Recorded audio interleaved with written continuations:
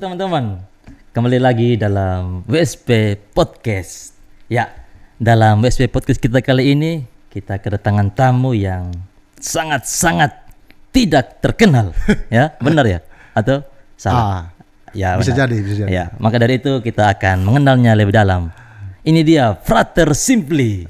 Salam brother. Salam brother. Yuk, Semakin siap. ganteng temannya. Ya memang dari dulu. Tampan. Bro juga tampan. Terima kasih Ganteng. Ya, sehat-sehat abang. Alhamdulillah sehat. Oke, bagus. Puji Tuhan ya. Ya, puji Tuhan. Jadi teman kita ini, Frater Simply ini kita datangkan dengan ya sangat-sangat murah ya. atau mahal ya, murah lah ya, murah. Tidak perlu diomong Tidak perlu di sini ya. Mungkin nasi telur sepiring ya. Jadi ya walaupun murah, tapi pengalaman yang akan dia bagikan bersama kita bukanlah murahan. Ya, pengalaman di tanah Borneo, Kalimantan. Ya. Selama kurang lebih berapa lama? Hampir 1 tahun. Hampir 1 tahun ya di tanah Borneo. Oke, teman. Kira-kira ngapain sih kita tanah Borneo? Traveling kah atau apakah? Rekreasi, brother. Rekreasi, benar rekreasi. Rekreasi. Selama hampir 1 tahun itu rekreasi. Lama banget ya? Iya. Ini benar-benar rekreasi yang sangat lama. Setahun. Hampir setahun. Hampir setahun. Rekreasi ya. Hampir mau 2 tahun juga tapi diminta pulang. Ini benar enggak nih? Jadi ngapain brother ke sana nih? Jadi di sana itu memang pertama adalah berekreasi. Rekreasi. Tentu dengan ada pesan tersembunyi di belakangnya adalah pergi untuk pastoral di sana. Pastoral. Ya. Tetapi pastoral dalam frame rekreasi. Rekreasi. Kenapa saya bilang rekreasi? Karena masa top itu adalah masa rekreasi untuk para frater. Kok bisa? Bagi saya seperti itu, teman. Mengapa? Bagi saya seperti itu. Kalau kita merasa itu sebagai sebuah tugas yang berat, berarti bukan rekreasi lagi. Tetapi kalau kita membawa itu dengan bahagia, dengan rekreasi, dengan sukacita, itu pengalaman yang sangat menarik selama 1 tahun. Oh, jadi intinya ini sukacita ya? Sukacita itu membawa nuansa rekreasi ya? Oh, seperti itu. Benar jadi sekali. bro ini ke Kalimantan ini, ke tanah Borneo itu untuk rekreasi dengan tugas utama ya. Tugas utama top tahun orientasi pastoral sambil rekreasi. Jadi penting rekreasi itu.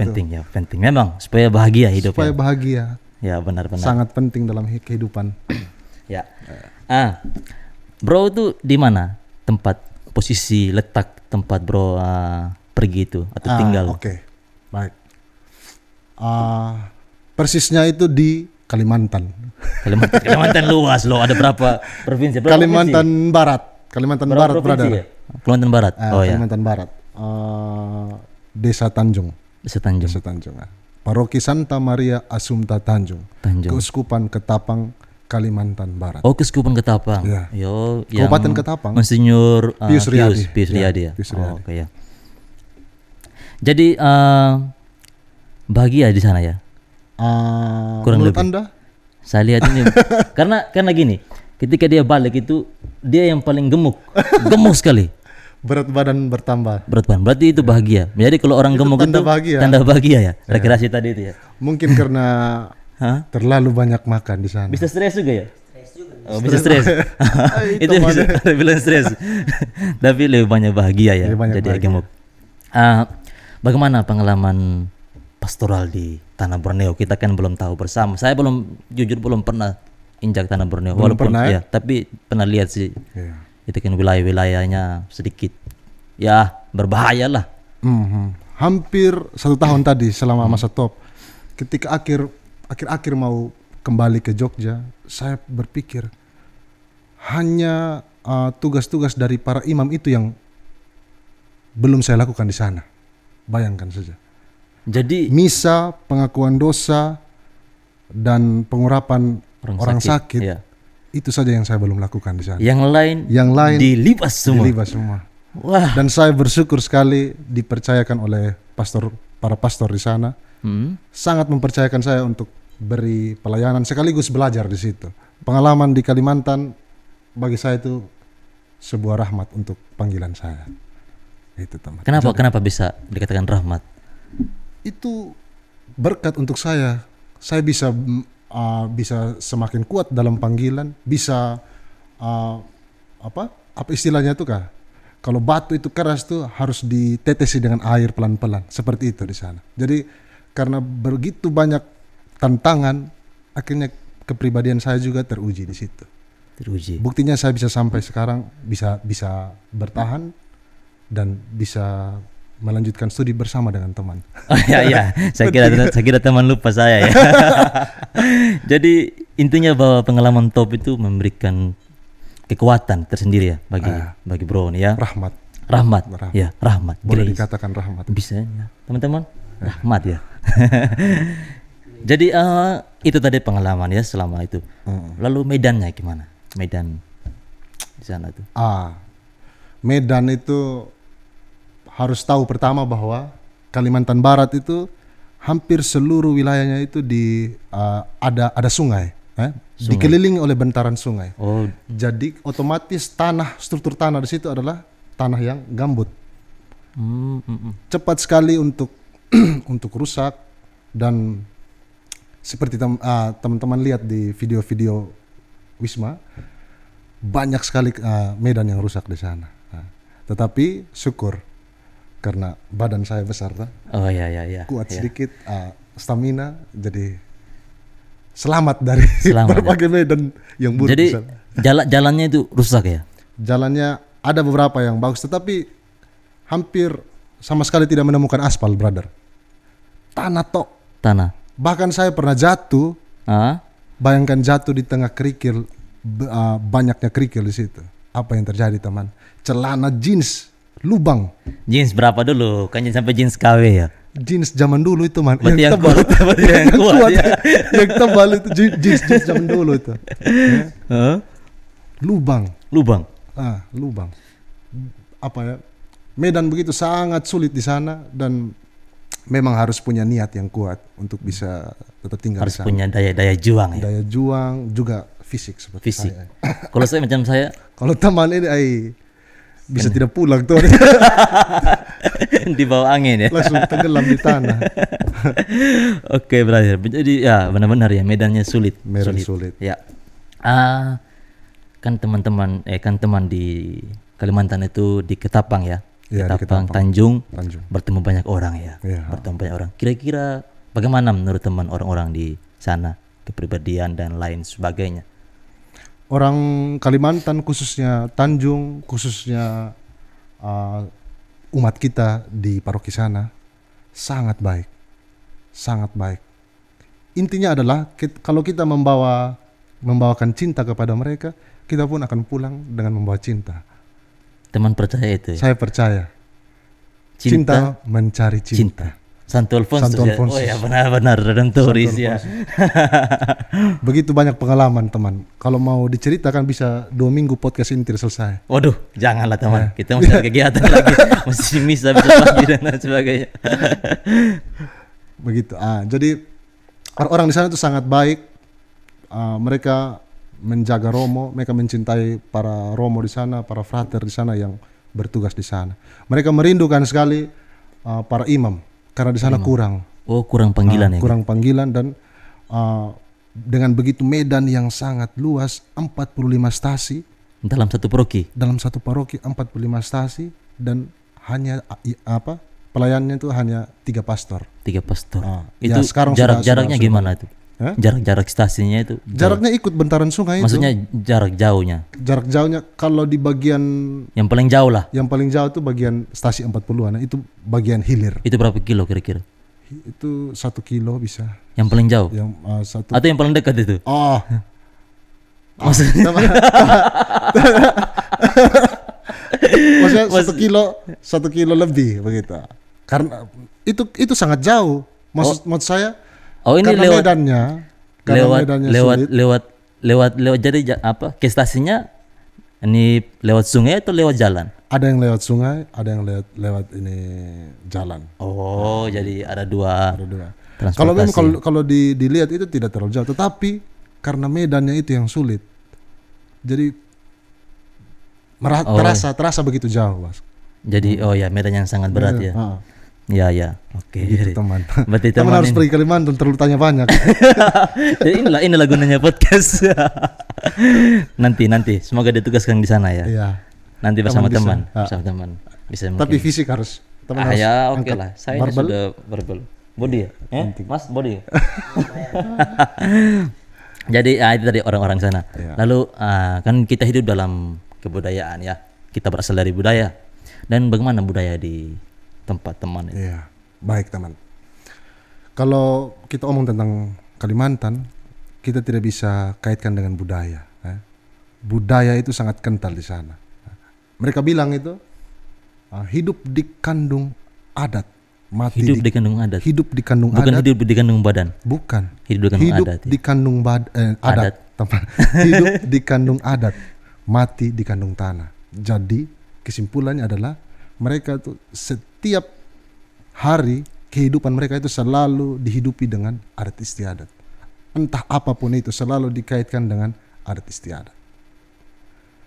Banyak sekali adat yang saya jumpai di sana, kematian atau bagendang, ada yang mau menikah atau ada yang kesembuhan tradisional itu, pengobatan tradisional.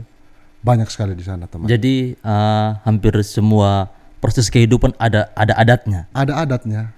Tentu hal yang menarik apa? Apa? Ada tuak di sana, Pak. Ada tuh. Teman pernah punya pengalaman itu? Itu kita perlu bahas di sini. Ya nggak apa-apa. Itu. Nggak apa-apa. Memang pengalaman local drink in Kalimantan. Local ring ya. Memang agak Like whiskey gitu. like whiskey. Oh ya.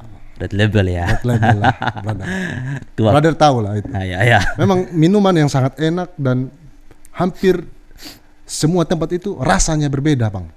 Semakin ke hilir, semakin ke pedalaman sangat keras. Tuh. Enak juga. Sangat Enak, tetapi keras. fly-nya itu luar biasa, brother. Jadi kalau sudah tahu sebagai seorang brother harus kontrol itu. Kontrol. Tapi saya tidak pernah mengalami kecelakaan gara-gara minum. Karena tahu kita orang Sumba jadi Iya. Jadi pengalaman saya selama bawa motor tidak pernah jatuh motor karena minum, tidak pernah. Tapi teman Yang ada tuh hanya karena ular, teman. ular. Jatuh motor kan ular. Itu Karena kaget. ular maksudnya gimana? Jadi karena wilayah yang masih sangat banyak hutan di sana, jadi ular pun masih banyak begitu. Entah ular jenis apa. Dan seringkali dalam perjalanan itu selalu saya temukan ular yang lagi mau pindah ke seberang, ular yang dalam bentuk seperti teman punya sepatu itu, warna sepatunya teman itu. Oh iya. Ular jenis begitu. Berbisa ya?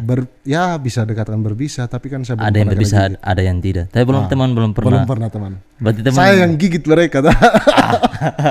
Saya makan ular di sana, teman. teman makan ular sana. Makan ular. Aduh. Makanya badan saya gemuk ini. Aduh. Jadi untuk semua yang kurus-kurus, teman-teman frater yang kurus, silahkan makan ular. Jadi teman di sana makan ular. Memang. Aduh, rasanya. Aduh. Mau yang kuah atau yang kering? Yang kuah saja ya. Terserah Masih ada kulitnya loh, Bang. Aduh. Kulitnya. Ular apa tuh yang teman makan? Ular sawah, ular piton. Ular piton Piton makan dimakan? juga makan. Kobra belum pernah jumpa. Belum pernah. Tapi pernah lihat tapi belum pernah coba. Enak dagingnya. Teman pernah makan ikan. Ya salah pastilah. Maksudnya ikan yang jenis ukuran besar seperti ini, yang rusuk bagian rusuknya itu besar tulangnya. Saya Seperti mungkin itu, ikan teman. begini tuh. Kecil Seperti gini. itu. Yang gini. Nikmat, teman. Kenyal. Orang bilang tuh kalau makan daging ular kulitnya akan halus, kulitnya juga stamina tubuhnya itu akan kuat. Maka dari itu harus makan ular. Hah? Teman tidak takut gitu. Ular ini loh. Awalnya memang takut, teman. Tapi mau bagaimana lagi? Ketika pergi ke stasi, lauknya ular. Ketika pergi ke stasi, ada menunya daging ular. Kita mencari cinta di sana, bukan mencari takut. Oh iya iya iya. Oke Jadi- oke. Jangan takut dengan ular. Teman Frater yang suka makan ular di Wisma. teman Frater ini. Simple. Aduh. Salam Gimana? daging ular. Gimana? Ular loh. Iya. Nanti ya. Iya. Ular. Saya saja lihat ular ya. Saya juga berani sih ular. Berani lihat saja. Berani lihat. Iya. Sentuh. Ya. Say goodbye lah. Kita tadi menarik soal makan ular itu ya. Ya. Kita kan di budaya kita ya, Sumba, entah di Flores atau dimanapun itu biasanya ada yang pantang makan ini, pantang makan ini. Maksudnya suku-sukunya ya, pantang makan daging anjing, pantang ini dan lain sebagainya. Apakah teman ada pantang-pantangan gitu dari budaya teman sendiri? Kayaknya saya pantang kalau tidak makan. Pantang kalau Tidak makan. jadi Jadi apapun pemakan sikat. segala teman. Sikat. Sikat. Yang penting orang lain makan, saya juga makan. Intinya itu. Di mana ada makanan, di situ kita makan. ya saya juga ya untung juga ya kita atau teman punya pernah ya pantang-pantang ya. Jangan sampai. Kalau teman ada pantang, Saya juga mungkin ya. ular ya salah satu ya, karena belum coba. Tapi kalau Lebih teman bukan sih, lebih bukan pantang sih, lebih pada takut, sih. takut, iya. Ular ini loh. Saya sering nonton di YouTube itu. Apalagi kobra tuh. Kobra. Ha. Ya, Justru kobra itu yang paling bergizi teman. teman, jangan memprovokasi, dia memprovokasi saya. Oke, teman.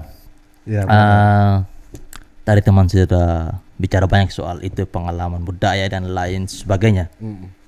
Lalu kan tadi itu teman tadi dia katakan bahwa dia sedang ada bawa alat barang. memang saya ada bawa oleh-oleh, bukan oleh-oleh sih, tapi hadiah dari orang Kalimantan. Coba teman tunjukkan, coba diambil. Ini brother. Oh, ini apa? Ini macam Ini sangat- keranjang ya. Ini sangat sederhana tapi bermakna. Kalau kita omong tentang ini saja. Ini namanya kindai. Kindai. Kindai. Kindai. Orang Kalimantan disebut kindai. Kindai. Ya. Ini nih sangat melekat dengan orang Kalimantan karena kalau mereka pergi berkebun, mereka pergi ke hutan, mereka mau pergi pancing, pergi cari ikan di sungai, selalu membawa ini. Tempat penyimpanan apapun di dalam, mau simpan ular, mau simpan ikan, mau simpan di sini. parang, ular juga di sini. Tapi Kindai namanya. ini kindai. Jadi ini memang ada celah-celah kecilnya ya. Ada ini ventilasi. Ya. Ventilasinya, celah-celahnya. Lalu nih, Nah, apa di dalam dalamnya? ini rompi, namanya rompi saja. Rompi tapi motif Dayak ya. Motif Dayak ya. Ini motif Dayak. Jadi ini dapat hadiah kemarin waktu perpisahan bersama orang-orang di sana. Mereka kasih ini. Frater, hanya ini saja yang kami bisa kasih dan doa. Ini digunakan Hah? ini untuk Ini digunakan saat ini, apa gitu? ini mereka biasa kalau acara adat, kalau ada acara, mereka selalu menggunakan pakaian adat. Rompi ini mungkin salah satu jenis saja. Masih banyak jenis di sana rompi yang mereka pakai. Oh, ini salah satunya. Oh, Masih ini banyak sih yang mereka kasih, tapi ini yang lembut, saya bawanya 2 saja. lembut. Hah? Ya, Ini kasih lembut. saya satu lah. Dia ini tidak pernah. Padahal Salah. teman angkatan loh kami dua nih. Salah satunya arak. Kalau teman mau minum boleh. sudah pernah coba. Begitu teman. Oke teman, oi menarik ya. Menarik sekali. Itulah asiknya pergi rekreasi ya. Rekreasi. Selama kurang lebih 1 tahun di itu akhirnya dapat oleh-oleh ya. Oke, menarik teman. Kan teman di sana sibuk ya, pasti banyak medan pastoral yang begitu sulit dan jauh, sibuk. Dan saya yakin dan saya percaya bahwa teman pasti punya banyak waktu-waktu luang. Walaupun tidak banyak juga sih, yang penting adalah waktu-waktu luang. Biasanya teman itu buat apa kalau waktu-waktu luang itu? Waktu luang itu biasanya Pagi. Pagi. Biasanya pagi. Tapi itu mungkin hari Kamis, hari Rabu Kamis yang paling luang pagi. Waktu-waktu itu saya buat apa? Waktu-waktu itu saya merencanakan kegiatan-kegiatan yang nanti akan saya lakukan untuk kegiatan ke depan. Misalnya ada beberapa kegiatan yang tiba-tiba ada rekoleksi, ada yang minta ibadat, ada yang minta ibadat tunangan, ada rekoleksi baptis bayi.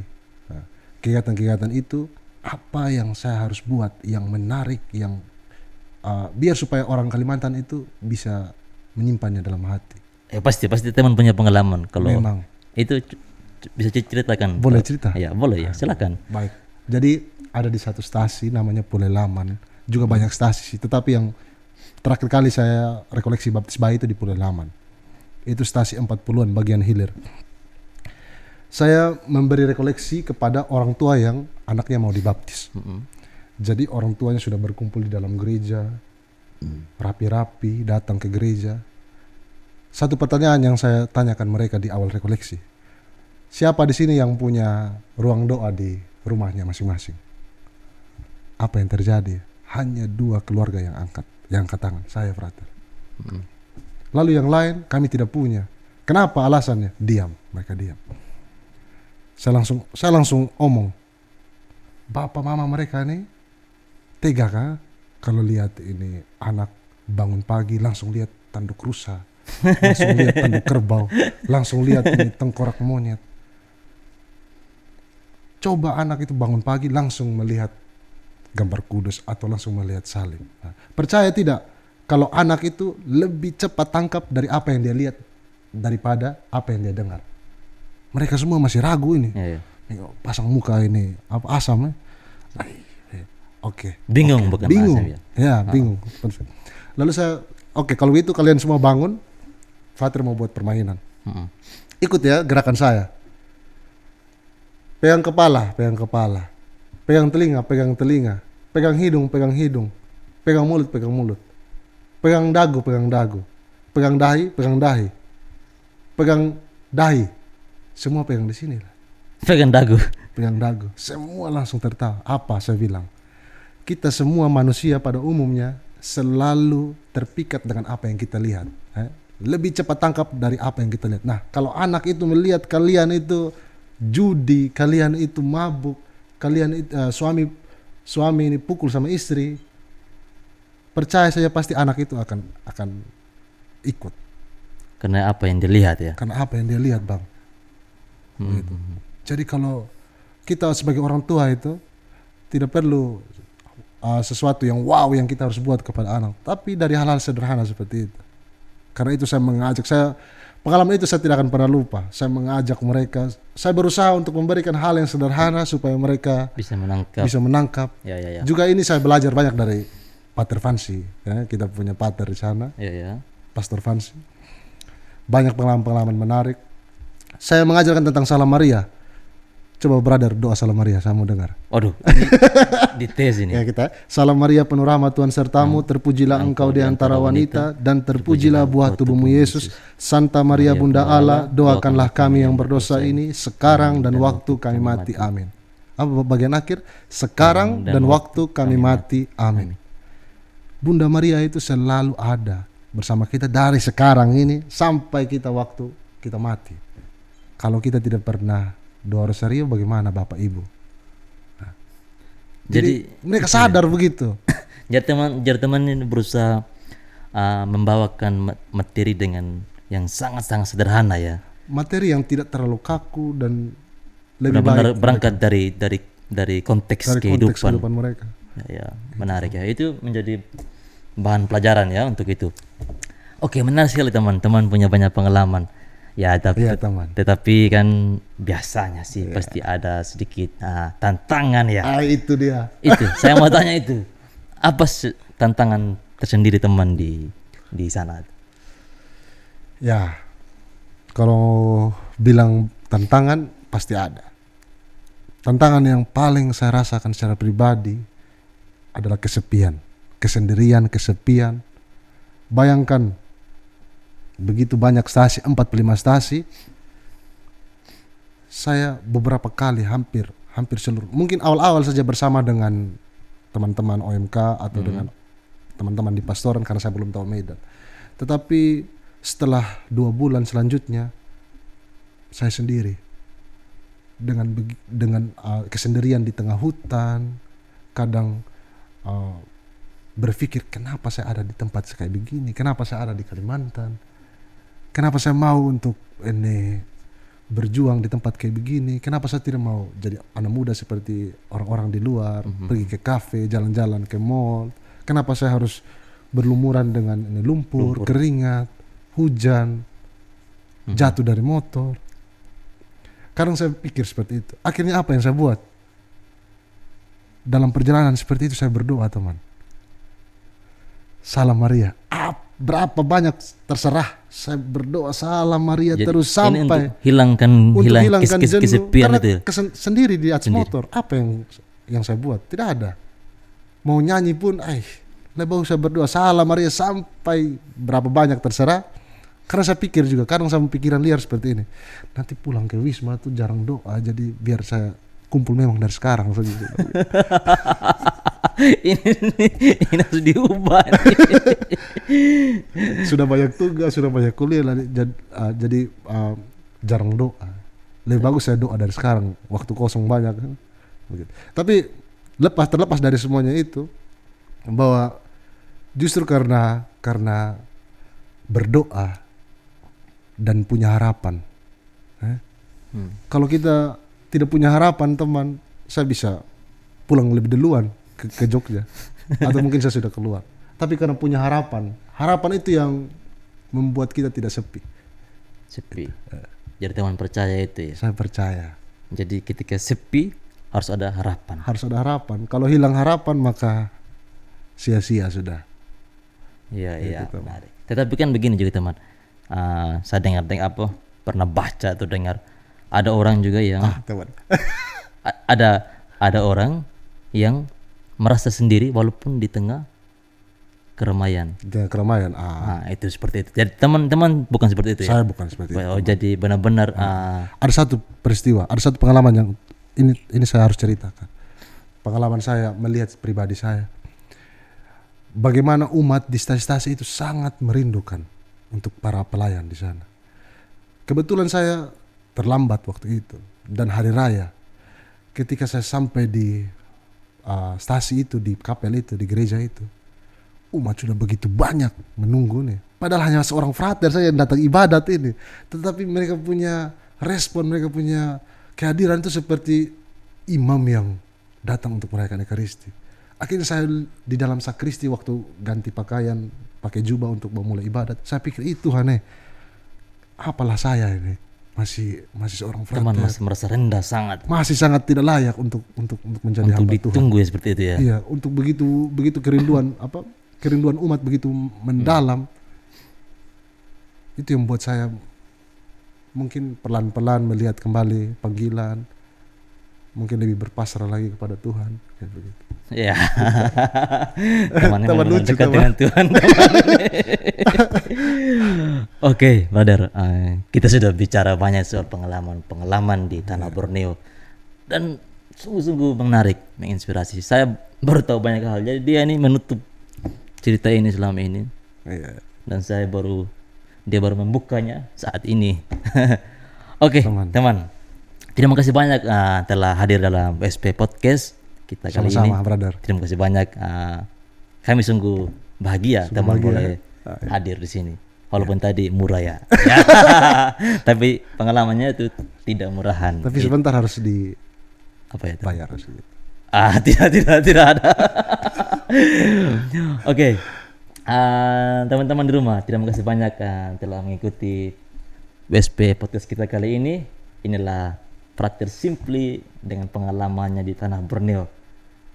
Maka dari itu saya Frater Tian, salam pamit dan sampai jumpa lagi di podcast berikutnya. Oke, terima kasih banyak teman. Yuk. Hai.